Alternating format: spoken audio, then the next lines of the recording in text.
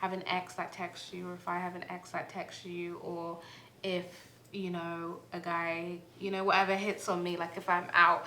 But it's even things that like may have nothing to do with you two as a couple, because it's how you do anything is how you do everything. So it's a muscle that has to be flexed, like bringing things to your partner, and you practice it.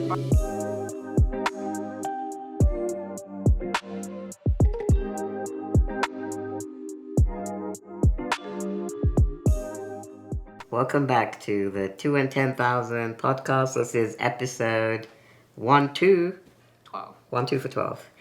And today we're going to be diving into a bit of an interesting topic. And I guess this is also going to be an opportunity for us to reflect on some things that we've learned in marriage that have helped us sustain marriage. Stay married, because I'm hearing that divorce rates are creeping up and up and up and up and up. Yeah, it's actually scary. Like, I feel like it pops up everywhere. Like, who just got divorced? Was it Chance the Rapper? Yeah, you were telling me. This girl for like, they were like childhood sweethearts. It was like so sad. Yeah. But yeah, so marriage, it's one thing to get married, to have the wedding, but it's another thing to maintain it, to maintain the marriage. So yeah, and that requires some work, and we're going to be sharing some of the tools that we've been using to help stay in it. Yeah, and obviously we've been married almost 4 years now, so we're not experts. I still feel like we are, like, 3.5 years. Come on. We're expert toddlers as far as we've been married. Like, we've gained some tools, but I don't want this. There's people watching this. I know some people watching this have been married 10 years, 19 years, 20 years. A lot of premium members. Like, we got some people who've done some years. People who've done the hard yards. Served the tenure and still serving. So, you know, we want to learn from you guys too. But also, we've gleaned some tips along the way and things that have really helped us to maintain our marriage. And these are also tips that we've learned from times where we haven't been doing this stuff enough, and we've seen how it's had a negative impact on us. So that's the place that we're sharing from. And there's 5 tips to stay married. 5 habits that we use to kind of maintain a healthy marriage. Should we dive in? So if you want to stay married, watch this.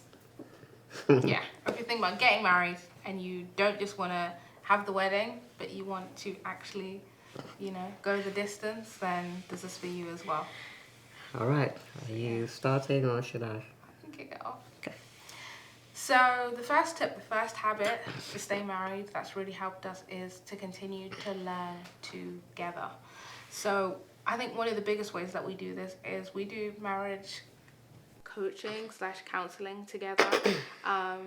We just do it once a month, and I think that works really well. Like, for us, like, before, I think we used to have like weekly sessions, but now with having a baby and like working and things like that, our lives are full. But that once a month basically creates a space where like we can learn from someone who we trust. He's, our pastor. He married us. He has been there. He christened Malika. He's the person that's really been there through, a lot of our milestones as a married couple. So it gives us that space to kind of like glean wisdom. But I think one of the biggest things that it actually gives us too is just a trusted person who can give unbiased wisdom. Because I think when you're married, you want to be really particular about the people that you're going to advise for. Like, you want to make sure they're not people who are just for you as individuals, but you want to make sure they're people who are for you as a couple. And then on top of that, you want to make sure that they care about you, but they're not so emotional that they aren't able to give you logical advice that's gonna help you to see yourself. Like, you don't want to go to your girlfriend who's going to be like, nah, that man's wrong, da-da-da. Like, you want to go to a person that's actually going to tell you, actually, no, that was a bit prideful, or actually, no, like, you should have told him this, or whatever it is. So, having that space where you can learn together. And the reason why, for us, coaching or counseling is really important is because we do read books, and I think that's part of it. Like, there are different things that are accessible to you at different times. So for you, you may not be in a position to be able, you may not have someone in your life who can, give you that coaching, or you may not have the money to pay for couples counseling. But what may be within reach for you is to buy a book about a particular area within marriage, whether it's sex, money, building family, parenting, whatever it is. But I think if it is within reach to kind of have that person that you can not only learn from, but can also speak into a situation that you're into, is you can have that kind of dialogue, right? Like a book can't, you can't ask a book a question and actually hear an answer. But when you have someone who's wise, who has a bit more experience than you can kind of get those answers in real time. And I was actually watching this interview with this lady. I used to follow her. She had a huge, she had a really viral wedding, basically. I won't mention her name, but she had a viral wedding, and she got divorced. And she was doing a podcast interview, and the lady who was interviewing her asked her, so did you guys try couples counseling before you divorced, before you called it quits? And she said no. And I was really shocked to hear that. And the way she kind of said it was like, yeah, no, it was just so quick. We kind of, we didn't speak to anyone. And I think for me, it was sad, but it's also encouraging because it shows that with just a little bit of effort, because you can see the divorce rate and think, wow, that's really scary. And it can actually deter you from being married or think, okay, I don't want to end up in that position. But just hearing that, like, she didn't take a step that could have helped her means for you that if you are willing to take that step, you could actually go the distance. So I just thought that was really, really interesting because, they had a kid together. They'd been married for I think, 4 or 5 years. So yeah. Yeah, and I think marriage is very different to when you're, I guess, single and you're in these relationships, situationships where, you go on a Tinder date and afterwards you're calling your boy or your girlfriend to debrief. Right. And, kind of having those level of conversations. Yeah. I think as soon as you get married, you're now, it's a completely different ball game. Yeah. Because there's, first of all, a sacredness to marriage. Mm-hmm. And secondly, you just need to, like you said, be super, super careful who you allow to enter, who you allow to speak into your marriage. Defo. And that's what our pastor, our coach has allowed us to do. And there's been times when we've not really been seen eye to eye on an issue. And we've been able to go to our pastor and just lay everything out on the table. Yeah. And he will say, he will just give a fair, assessment, a fair response. Balance. Yeah, then kind of going to your friend who's just kind of going to, by default, take your side. And then you go to your friend, she takes your side. Right. And then we're kind of ending up being entrenched in our positions rather than finding ways to meet each other and resolve. So I think that's something that's really helped us a lot. It has. And to be honest, for me, something that's very, very different to how I've approached, especially conflict in previous relationships before getting married, because it's just kind of like, well, the boys are going to hear about this, so, and then you just end up just getting stuck. Yeah, exactly. Getting stuck. It's really important to kind of be able to pinpoint, if you don't have to be in a crisis point to invest in an area of your marriage. In fact, I think it's actually better when things are good to invest in a particular area. But if there is an area within your marriage specifically that is a point of contention, I really encourage you to, and this is something that's helped us, is to pinpoint what that thing is and then get some wisdom in that particular area. Because it's really easy when it's one thing that's an issue, but we have a tendency for that to allow us to skew our whole perspective of the whole marriage. So for example, it could be money's the issue. You're having differing views about how you should spend your money. Maybe one of you is more of a spender, one of you is more of a saver. And that's kind of causing some tension.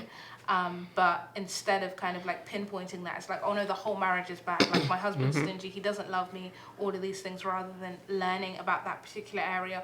Or maybe the point is sex, and one of you feels like you're not having enough of what you want, or whatever it is. And instead of looking at that as the issue, it's blown out to be the whole marriage. So what I would do is pick one particular area in your marriage that you want to work on, and pick up a book about that area, or receive counseling, speak to someone who you trust about that area, and work specifically within that area. And I actually think in the same way, if you have a business, you have a particular goal or a thing that you're working on. Like in some seasons it might be, okay, we're expanding.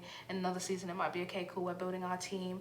In another season it might be, we're tightening our systems. You should look at your marriage in the same way. Like, what's the particular area that we're working on right now?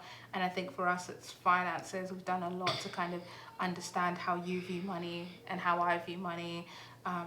Understand your strengths as far as like managing money and my strengths, and kind of like work with those things. So yeah, like learn together, but also don't fall into the temptation to write off the whole marriage as bad when it's actually one specific issue that can be worked on through something as simple as picking up a book together. So with us, we are reading a book together called Married Sex.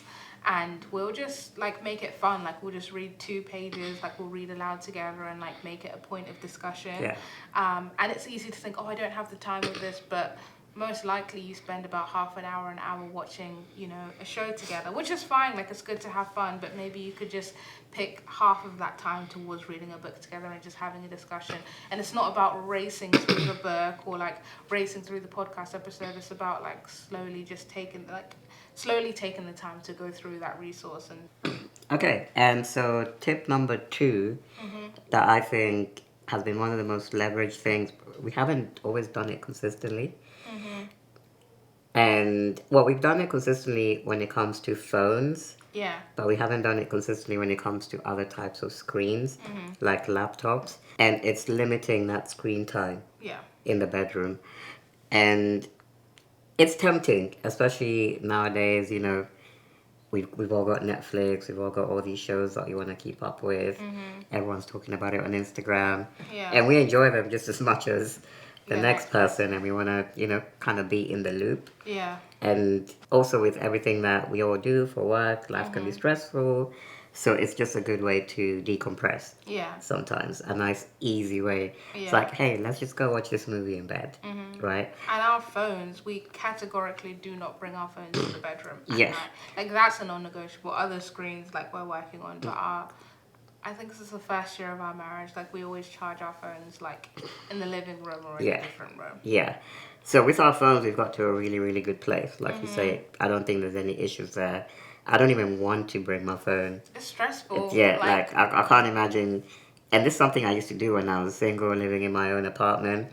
My phone used to sleep, like, next to my head.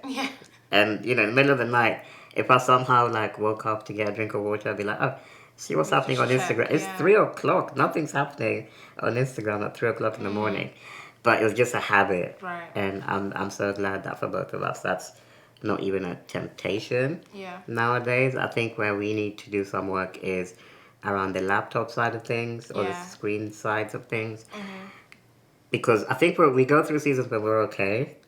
And then we just, I don't know, it's like we start a new show and we're like, oh, we need to continue this in the bedroom.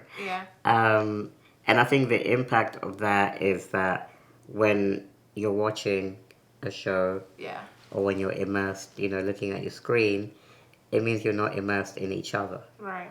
So whether that's to have a conversation, whether that's for intimacy, whether that's even just to check in and say, hey, like, how was your day? Because sometimes we don't spend every single second of each day together. Like, you might go out, you know, shopping or to an appointment, and I might be here doing something else. Because there's times even when, like, we work from home, but there'll be times I'm like, I miss you. And I think I notice those times, like, more frequently when, like, instead of having that time at the end of the day to really just connect and have conversation, we instead, like, watch a show. Because it feels easier, and it feels like, okay, I'm really tired, like, this is what I need to do. But I think, you know, it takes a little bit more work sometimes to instead of, like, just having, like, a show on, like, actually connect and talk. But it's so worth it. We never regret it when we do. Like, we never regret it. We're like, whenever we do it, we're like, wow, like, this is how we should be spending our evenings. Bedroom should be, if you're married, for sex, sleeping, and a little bit of conversation. But it's really hard to do that when you have so many screens. You have your phone, you have your laptop, you have, like, all of these things.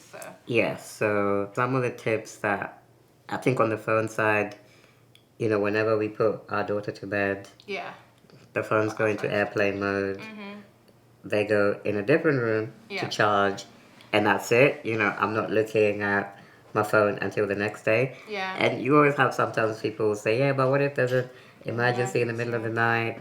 I mean, it's never happened, not once. Happened. Yeah. And also, if it's such a big emergency, They should call then I'm probably not the person to call. Nah, call 911 or 999. Yeah, if your house is on fire, don't try and call Winston. Don't like, call me. I can't help you. Yeah. I can't, and you're probably in the UK, so definitely cannot help you. Yeah, and we have a physical alarm clock, or I use my watch as an alarm. Yeah. So I think on the phone side, we're pretty good. I'm glad we didn't invest in a TV for the bedroom. Yeah, because that's such like a big, I was going to say like American thing, but I think even people in the UK now, like everyone's got a TV in the bedroom, like a big flat screen TV. So you can imagine if all I have to do when I get into my bed is that, I'm doing it. And you've constantly got that visual cue. Yeah. And people don't realize like how important visual cues are in your home. You're gonna watch more screens if you simply have a TV up compared to if you have to bring out your laptop to watch it. You're gonna drink more water if you have a water bottle physically out for you to see. Yeah. You're gonna eat more fruit if you have a fruit basket physically in your space. So yeah, like a TV is a huge visual cue that even without thinking, it puts it in your head. Oh yeah, like let's switch on the TV. Yeah, it's like every time I go to the living room, like the focal point of the living room is the TV. Yeah. Right. So that thought will cross my mind. Hey, maybe I should see what's happening in the world, catch up with the news or whatever, catch up with sports. So to have, I don't want to have that level of pressure. In the bedroom. I think with our laptops, what do you think we can do to be better with our laptops that we're not doing already? I think like it's important to have fun and to like just be able to relax with each other as a couple. So I wouldn't want to cut out completely like shows that we really enjoy watching together. Yeah. But I think it's just kind of having that discipline of like if we want to watch something, we watch it in the living room on the sofa and then just leave it there and just I think make it a rule, because I think what happens with us is like we kind of, it's not quite a clear rule, and as human beings, like we do really like to have like clear rules. Yeah, otherwise you'll just bend it. Yeah, otherwise we're like, I think right now like we're kind of like, oh yeah, like no, we don't want to bring our laptops into our room, but if it's a Friday night, you know, oh like let's just like watch our show like in bed, really like it's super comfortable, rather than making it pretty hard and fast that like no, our laptops just don't come into the bedroom. Because I think for me too, like I like most of your work is like on the laptop during the day, and I'm mainly like with Malika and doing stuff around the house, so then I end up bringing the laptop to bed to relax, but then I'm like, oh, let me just send this email, or let me just do like a little bit of laptop work, compared to like being like, okay, no, if I need to do laptop work, I'm gonna do it like, you know, in the morning or at a different time, but not take it to bed. And then I'll end up doing work and you'll end up being asleep or whatever, and you know, we end up missing each other in that regard. So I would say, are you down to just like decide no laptops in the bed, like make it a rule like our phone? Yeah, I think we should just treat the laptop like a phone. Yeah, deal. Settled. Who's gonna hold us accountable? You guys. You guys. Production team. Production team, Broderick, Justin. I don't know how they'll know we should like. Yeah, we're gonna have to figure. They can text us just before evening just to make sure. Yeah, like eyes emoji. Yeah. Cool. Cool. So that's the rule. Decided no laptops in the bed. But even just like not having our phones in the bed, I think has really, really helped us, because I think one of the things that kind of creates separation within marriage is just missing out on opportunities where you could be connecting. It's often, you know, the opportunities that you don't take that can create the biggest, you know, impact detrimentally within your marriage. And that's how you end up with those stories of people who are like, yeah, we woke up and we were just roommates, or like we fell out of love. But love is spelled time. You can't really continue to grow in love, like if you're not spending time together. And oftentimes, especially when life becomes fuller, you have kids and things like that, the time isn't going out on a fancy date night or taking a holiday. It's that hour before you guys fall asleep. It's that 10 minutes in the morning. And if you're using that time to scroll instead of like connect, talk with your partner, do other things with your partner, then that's gonna show up later. Yeah, and I feel like on the screen as well, like whenever we watch a show on the laptop, you end up having a bit of a poor night's sleep. Oh, you do? Yeah. Because I feel like it kind of primes your mind in the wrong way. Yeah. For going to bed. Because you're thinking about whatever you're watching. Yeah, you've either been watching like a show full of action. Yeah. And like your adrenaline's going a little bit, and now you're thinking about the storyline and where it's going to go next. Yeah. Or you've been, like you said, sometimes in emails and trying to do work for the business, trying to reach out to people. Yeah. Trying to create content, whatever it is. And now that's awoken that creative part of your brain. Yeah. Which keeps working even when you close the laptop and try to go to sleep. Yeah, it affects your circadian rhythm. And I know for people who are like night owls, which I am. Yeah, you are. You can work quite late. Yeah, like if I have my laptop out and it's nighttime, like I will work well.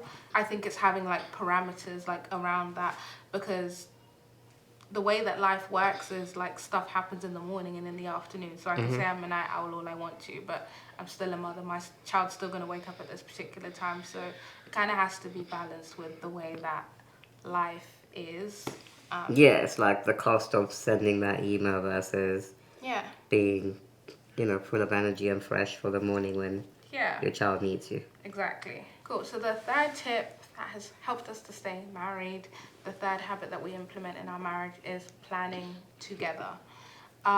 So pretty much now every week we'll plan together. But yeah, at the beginning of the year, we'll plan together. At the beginning of the quarter, we'll plan together. At the beginning of the month and at the beginning of the week.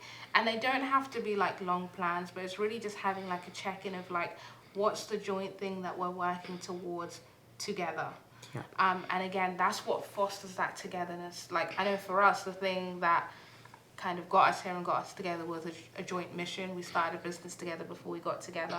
And that's what really, you'll never feel closer to someone than when you're working on something together, right? Like, that's why, that creative process. That creative process, like, even like, if you're a couple, that time when you're expecting a baby, it's so magical because you're both kind of working towards that thing. And then a lot of couples often lose that spark because it's like, oh wait, we don't have a joint goal or a joint vision together. And I think planning also doesn't have to be, okay, cool, we're both working on the same thing, but it could just be, I know what you're working on and you know what I'm working on, and we're able to support each other, and that's what breeds that connectivity. And we can do an episode at some time later on like how we actually do that planning process together. Yeah, so I think taking the time to kind of do like a good yearly plan really gives you the foundation for a much easier quarterly, monthly, weekly plan. Yeah, and that's something that it's fundamental to, I guess, who we are. Like, we've always been big believers in planning and goal setting. And actually, I think one of the biggest issues that I used to have and that many people have with planning is actually identifying what should go in the plan. Like, what should be my number one priority, for example, for the year or for the quarter or for the month. And so yeah, for sure, if people want us to go into that in a little bit more detail, then maybe we can do that in a separate episode. Let us know. Let us know in the comments. Yeah, because you want to make a plan, but you also want to make sure that the plan is taking you in the direction that you want to go in. Because you can make a bad plan as well that takes you in a completely different direction. Yeah. So yeah, for us that's been critical. And I think like, just to go into a little bit of detail, we always have like we call it a definite chief aim. So that's the number one goal that we want to achieve for that year.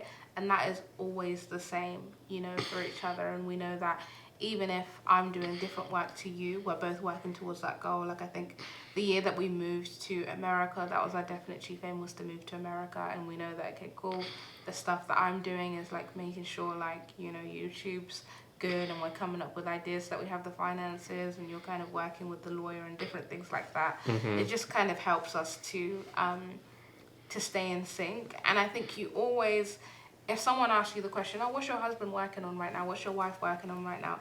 You always want to have the answer to that question, because again, it breeds togetherness. Like, it's staying married, like it's about fighting to maintain that closeness, and fighting to just like care enough to know what's important to your partner right now, like what's the thing that they're working on right now. So whilst we have like, you know, the same yearly goal, you know, there might be different weeks where like we have different goals. You might be working on your speaking, or it might be for my health. And I think knowing what the other person's working on also allows you to support them, whether it's like emotionally or to do something that makes their life easier. Like I think for me, my goal was to like get back in the gym. So because you know that in the mornings you're like, okay babe, like, you know, yeah, go, I've got this, do you know what I mean? Like, and that's, yeah, it's a love language. Like I think when someone knows that you're working towards something and does something to help you in that direction. Yeah, and it's just like any organization, Yeah. right? Like any company will have even different teams Yeah. that are working on different things.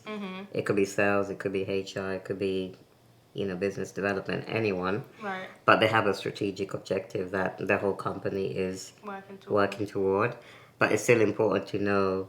You don't need to know. I don't need to know all the details of what the sales team is doing if I'm in HR. Yeah. But it's important to know that, hey, you know what? I think they're kind of figuring this thing out as I'm figuring this thing out. Yeah. Because this is the direction that we're going together. Yes. So that's what we're trying to bring in to our marriage so that we can move together. Yes. Okay, you ready for another one? Let's do it. Okay, number 4, we called it oversharing as soon as possible. And I think this is an interesting one because, yeah, different married couples have maybe some different views on this. The example that I'm thinking of is with the phones. Yeah. And, you know, like we know married couples, or we've heard of married couples who will not exchange passwords to their phones. Yeah. And we may have spoken about this before on the podcast. I don't know if we have. Yeah. Maybe not. I don't know. But, you know, that's one of the things that we did pretty early on. Was it in marriage or even before? I think when we were dating. And it wasn't even a big thing of like, oh, give me your Instagram password. I need to know what's going on. It was just like your phone's my phone. Yeah, like if I need something from your phone, I should be able to just get it, and vice versa. But, you know, for us, we didn't make it into a big deal, but it still bred a lot of trust. Like, I don't think we've ever had any issues around, like, I don't know what you're doing, or I don't know who this person is, or like anything that could be perceived as a trust issue. Yeah. Like, we've had other things to work through, but I think that oversharing and that transparency has kind of made it feel like really secure from a trust perspective. And then I think the other thing is, you know, and this can happen, I think, quite easily, whether it's because you're going to have two sets of families that are joining together, for example. So I might receive some news from my sister, right? That's not necessarily anything to do with you. Like, you don't really need to know. Right. It might be about another relative or whatever.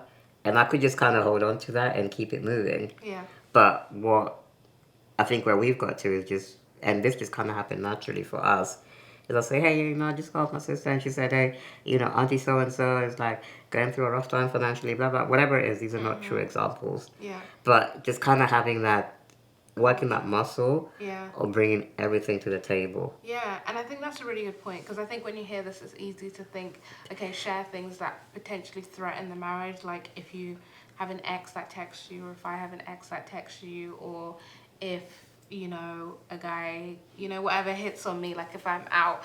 But it's even things that like may have nothing to do with you two as a couple, because it's how you do anything is how you do everything. So it's a muscle that has to be flexed, like bringing things to your partner, and you practice it by bringing something, you know, that seems potentially irrelevant, like, oh yeah, like, you know, my sister told me this news or whatever. So I think that's a really good point. But also even with things that are potentially like detrimental, like to like the marriage, like what's the quote, like tiny foxes spoil the, if you guys know the quote, put it in the comments. But like something about like a tiny weed gonna ruin the whole thing, okay? Like you have to watch out for like the tiny, like a tiny pest is gonna ruin your life, basically, kind of thing. So it even Spoil the vine. Tiny foxes spoil the vine. Yeah. Yeah. Is it tiny? Tiny foxes spoil the vine. There you go. Tiny foxes spoil the vine.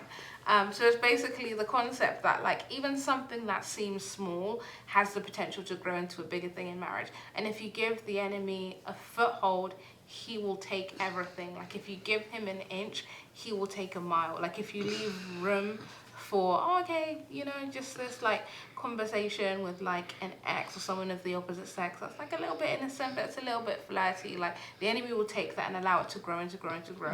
Because I don't think things like affairs, you know, in a committed marriage like start off with like the full-blown thing. It's like allowing, you know, something, and then you kind of allow a little bit more, and then you allow a little bit more. So I think our general rule is like, I don't want to allow any room, you know, for any of that. So if I go out, a guy hits me, whatever, like I'll tell my husband, because I don't even want the appearance or like the hint of anything that could kind of like lead into something that's like untoward.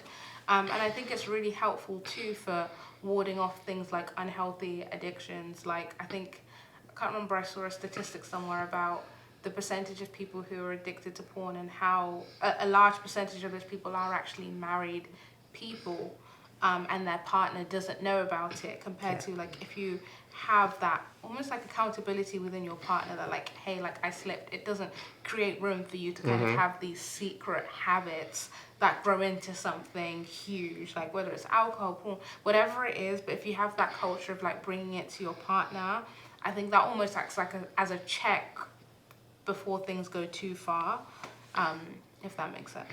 Yeah, and I think that actually follows nicely from what we were saying about planning. Yeah. I think a part of planning could also be like, this is what I'm working on as a person, and this is what you're working on as a person. Yeah. Like, please hold me accountable. Yeah. Like, if your thing is like, I don't know, pornography has been a struggle in the past, and you want to be held accountable, then it's important to create that space where you can actually say, hey, you know what, I had 3 good days, but I had a bad day the following day. Yeah. Right? Or with anything, whether that's a shopping addiction or fast food addiction, I don't know.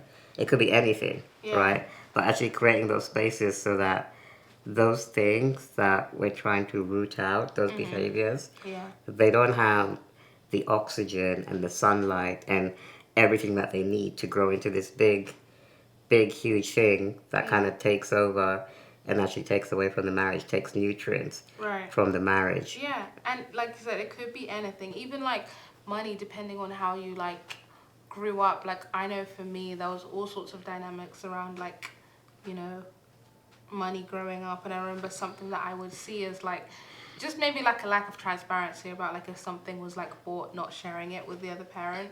And that's like a habit that's so easy for you to like model, like if you're not in the habit of like, no, like tell my husband everything. And I think even with like mental health, like it can be anything, just kind of having that habit of like speaking to your partner. Like even I remember, so yeah, like even something like mental health, I remember postpartum, it's such an up and down time like with your emotions and your hormones. So I'd make sure like even if it was like a little sort of like, hey babe, I feel a bit down today or a bit anxious today, like I would bring that to you before I allow it to grow into something bigger, because then that allows you the room to support me in that. Yeah. Alright guys, we now have a special guest with us. Say hi, everybody. You guys have been asking, oh, we want to see Malika on the podcast, and she's here. If you're listening, hopefully, if you're listening, you can't tell that our toddler's here. But if you're watching, you can tell. So she's going to do the final point with us. Yeah, and I was just going to say on that previous point about mental health, I think that was really important for me, like really helpful for you to share where you were at. Like, you know, the days that you're not feeling 100%, during postpartum. Yeah. Because that also helped me to know how to support you. Yeah. Or at least try and figure something out. Rather than, you know, if you're not communicating, that would have made it harder for me to understand what was up. So I remember, you know, one example was when, I think that was one of the days when, you were a bit down and you shared that you were feeling a bit down that day during postpartum. Yeah. And I knew that Mayfield was available to come and visit, and so I just spoke to her. Twin sister. Yeah, Mayfield is your twin sister, and just arrange for her to just come over. We just had takeaway together. Like, it was really nice. But just knowing that, hey, okay, like, this is someone who uplifts you, and this is a day when you actually need that, you know, that would not have been possible if you didn't take that vulnerable step to share. Yeah, because I think so often, like, I think maybe more so as women, we complain that our partner isn't giving us what we need, but we don't tell them what we need or where we're at, so they don't have that opportunity to show up, potentially until it's like too late or the issue has grown really big. Yeah, like compared to if it's, even if it's, I could do with a little help in the house, or like, you know, when you, sorry, even if it's like a little thing that they keep doing that's like, okay, when you shave and you leave your hair in the sink, like it annoys, say that then, so then your partner has an opportunity. She told me that this morning. Yeah, it is. Yeah, and that was part of the oversharing, because I could have left it, cleaned it, and then, you know, been annoyed, and then it grows, but I shared. Thank you. I'll receive it. I got you. Okay, last one. Yeah, so the 5th point is to prioritize friendship, because I think it's a weird thing that kind of happens when you get into relationship and you get into marriage, that I think a lot of issues stem from just not treating each other as friends first. There's a lot of ways that we treat our partner that if we actually looked at, wait, this person is my friend, we wouldn't do those things. And I think prioritizing friendship can look like, again, like when you have kids and different things like that, a lot of marriage kind of just becomes about getting things done, but creating spaces and opportunities just to have fun together, you know, whether it's like something simple like going for a walk, so I think creating opportunities just to have fun together is really important, whether it's something small like going for a walk together, or trying like just ordering a random dish that neither of you have tried and seeing each other's reactions, or like going on holiday, whatever it is, like prioritizing having fun and friendship together, I think helps a lot of issues within marriage that can stem from just kind of not liking the person that you're with, right? Or not really truly seeing them as a friend. Yeah, and especially trying new experiences, I think, because it kind of takes you out of the day-to-day routine. Yeah. Where you're kind of just handling logistics, looking after a baby, you know, doing housework, sending emails. Right. But if you say, hey, we're just going to go for a walk. Yeah. Or we're going to go walk the Beltline, or we're going to, I don't know, just try a new park or something. Yeah. Like, things like that remove you from that environment. And it's almost like you see each other in a new light. Yeah. Just by being in a new place and space. And so that's something that we, if anything, we need to prioritize more. Yeah, agreed. And I think that was actually one of the things that I really felt when we moved into this new house. Yeah. Because there's just a freshness to everything. Yeah, everything's new. Everything's new. It's like being on holiday. Like when people go on vacation, on holiday, like all of a sudden, you know, like even couples that don't get along, they get along. Right. Because it's like a new place, like the weather's good, like Yeah. everyone is able to find that happiness and that joy. And so yeah, I think that friendship is something that we will always prioritize. And to be honest, for us, it has been the true foundation of this marriage, because we were friends first. Yeah, and I think if you look at the times in your marriage, or even for us, when I look at the times that we have laughed together the most, that's when our marriage has felt the most healthy and the most vibrant. So that's also an encouragement to you as well. Like if you're regularly like belly laughing with your partner, you guys are doing okay. Like even if you aren't able to go on like the fancy date nights or, you know, whatever, I think too, like we live in a culture that kind of like promotes fireworks, and like, you know, I have to feel like all the butterflies in my stomach, but actually being with someone that makes you feel safe, someone that is good for your nervous system, someone that you feel safe enough to laugh with, I think that's the ultimate. Like no one's saying like butterflies are good, and having those magical moments where you feel wooed by your partner and continuing to pursue each other is amazing, but day to day, having a friend that you can laugh with, I think that's what marriage is about. Yeah, and that you can show that silly side that we all have. Right. Because we all have that side which very few people see. Maybe your siblings when you're growing up. Yeah. You know, but in an ideal world, it should be your partner that gets to experience that. Where you can fully let your guard down and just be you. And yeah, we do laugh a lot. I feel like a lot of the jokes that we laugh at will not make sense. To anyone else. Even Not even you. Yeah, she rolls her eyes sometimes. Yeah. But yeah, point is, our friendship is, it's what's got us here. So it's not something we're gonna abandon. No. At this stage. Yeah. So keep laughing together. Keep laughing. Does that still make you laugh? Yeah, you do. You're funny. That's something you said the other day. I couldn't stop laughing. What? I don't know. No, you are funny. Thanks. Yeah, not funny than me. My wife's actually low key. I think you're funny. Thank you. Funnier than you. Yeah. Yeah. Sometimes I have to hold it in because I need to maintain my crown of being the funniest. There's so many things. Like the other day, I didn't even know what we were laughing about. We were just skinning. Yeah. And it wasn't even that funny. But Anyway, there you go. That's the proof. proof's in the pudding. Shall we do it? Shall we wrap? Yeah. Okay, cool. So that's been our 5 keys for kind of continuing to stay in this marriage, continuing to invest in it, Yes. continuing to pour into it because, yeah, marriage it's a journey that requires work. It's, you know, a garden that you must water, otherwise the weeds grow and take it over. And like we said, we're still only 3.5 years in. Yeah. We're still learning a lot, figuring out a lot. And I'm sure, like we touched on, there's someone watching this saying, well, I've been married, 25 years. I could tell you a thing or two, so please tell me a thing or two. Yeah, what's the 'Cause sixth I wanna tip learn, that you yeah. share? Yeah, so, To the list. yeah, but we appreciate you all. Malika appreciates making her debut on the 2 and 10,000 podcast. Tell them, see you in the next episode. Say bye-bye. Say bye-bye. The cameras have her shy. Right. But For those listening on audio, she's camera shy right now. Yeah. But we shall see you all in the next episode. Strong debut.